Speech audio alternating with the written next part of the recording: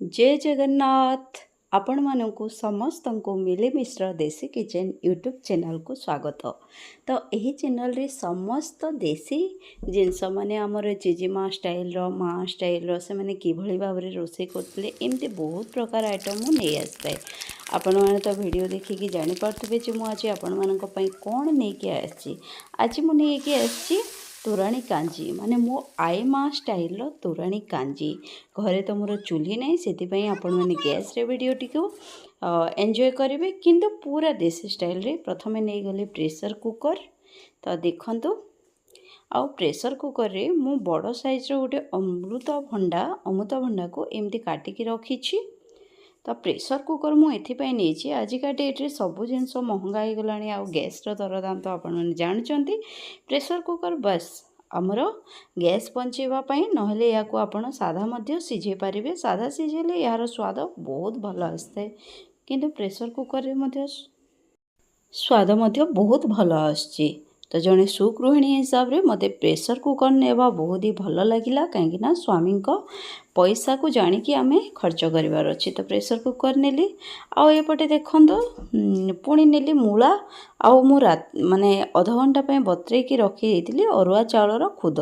मु जो कांजी करछि एटा 8 ରୁ 10 लोक पय सेति पय मु नेइछि 300 ग्राम रो खुद। आपण माने आपनका फैमिली रे केते लोक रहउछन्ते आ आपण केते लोकंक पय रोसे करछन्ते से हिसाब रे नै जिवे। तो याको मध्य आमे लुण हल्दी टिके देकी प्रेशर कुकर रे सिझे दबा। तो देखंतु याको गोटे सीटी लगेबा आउ अमृतभंडा को मध्य गोटे सीटी लगेबा।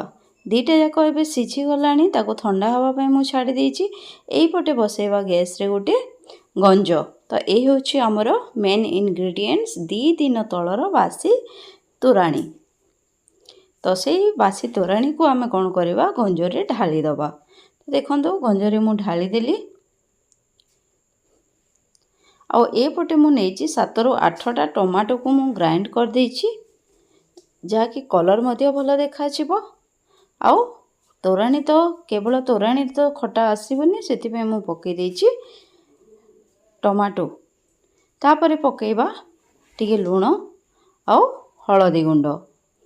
तो वीडियो को स्किप करेंगे ना शेष जाए देखिए step by step full video देखंतु। गोटे दिन घरे ट्रायल करंतु बहुत ही स्वादिष्ट लगे देहपाई जी भल पाटी को मध्य सेतिकी स्वादिया। एपटे पकेबा टिके करड़ी। तो देखंतु करड़ी मु पकेदेली। एपटे आमर ठंडा हो गलानी अमृतभंडा सिझा। तो एबे आमे कोन करबा से गंजरे पकेदबा अमृतभंडा सिझा को। तो ये ताको टिके भल भाव रे गोळेई दबा। एई पटे हमर सिझी गलानी जो अरुआ चाउल आउ अरुआ चाउल खुद आउ मूला याको मध्य आमे कोन करबा या देहरे देई दबा। तो देखंतु एडे डायरेक्ट देबेनी से जो उषुम जो गंजर माने तोराणी को एथरे मिसे देबे ताको पूरा गोटा गोटा कर देबे तापरे पकेबे नहले एमती डायरेक्ट पकेले सेटा छिलपा टाइप रो हबो। तो ताको पुणी आमे भल भाव रे घांटीबा। देखंतु मु केमती भल भाव रे घांटुची। तापरे बासना पय बा खटा पय टिके आंबळ पकेबा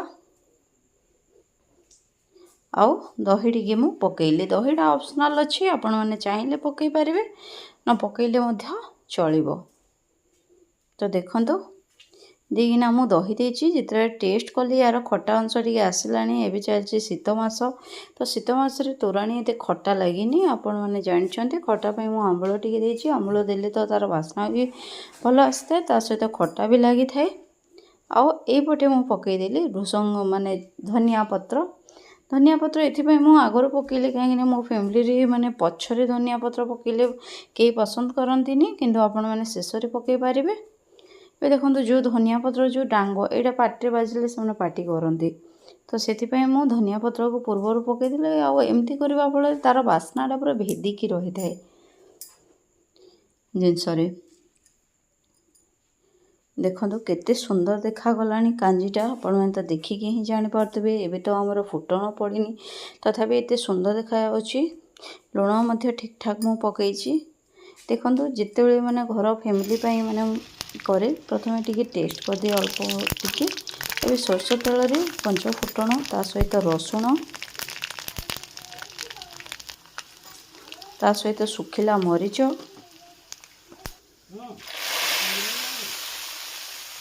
ଏବେ ପକାଇ ଦେଇଛି। ଏବେ ୟାକୁ ଆମେ କ'ଣ କରିବା, ଏଇ ଯେଉଁ ଫୁଟଣକୁ ଭଲ ଭାବରେ ପୁଣି ମିଳେଇ ଦେବା। ପୁଣି ଏମିତି ମିଶାଇ ଦେବା ଫୁଟଣକୁ। ଦେଖନ୍ତୁ କେତେ ସୁନ୍ଦର ଦେଖାଯାଉଛି। ଏବେ କାଞ୍ଜି ଆମେ ସର୍ଭ କରିବା। ୟାକୁ ଆପଣମାନେ ପଖାଳ ଭାତରେ ଶୁଖିଲା ଭାତରେ ଖାଇପାରିବେ। ଏମିତି ସାଧା ସୁପ୍ ଟାଇପ୍ର ମଧ୍ୟ ଚାମଚରେ ନେଇକି ଖାଆନ୍ତୁ, ବହୁତ ହି ଭଲ ଲାଗିବ। ପାଟିକୁ ମଧ୍ୟ ସୁଆଦିଆ ଲାଗିବ, ତା ସହିତ ସ୍ୱାସ୍ଥ୍ୟ ପାଇଁ ମଧ୍ୟ ବହୁତ ହି ଭଲ। ତ ଭିଡ଼ିଓକୁ ଯଦି ଶେଷ ଯାଏ ଦେଖିଛନ୍ତି ନିଶ୍ଚିତ ଭାବରେ କମେଣ୍ଟରେ ଜଣାଇବେ। ରହିଲି, ନମସ୍କାର, ଜୟ ଜଗନ୍ନାଥ।